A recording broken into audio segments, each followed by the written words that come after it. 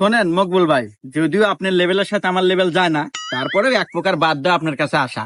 এই যে আমার সওয়াল, আপনার মেয়ে এরম কি দেখাইছে, এরা নাকি এরা ভালোবাসা করছে, বিঘার ধরছে, বিয়ে হইব। আর খালি কি তাই, দৌড় বেড়ে ছাদে উঠছে, বিয়ে না হারালি পারে নাদ্যে মরে যাবে।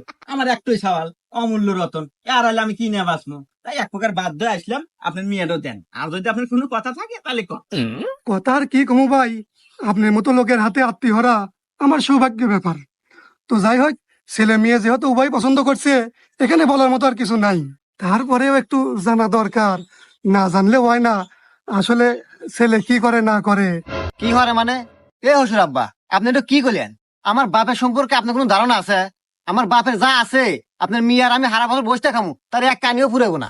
খালি কি তাই, ক্ষেতের ভিতরে 400 বিঘা সম্পত্তি আছে, যা অর্থ লাগানোর কারণ নাই। আবার বাপের একটা পাটের মেল আছে, যেখানে শত শত মানুষ কামলা খাটে, চাইলে আপনি ছাওয়া কামলা খাটাবেন।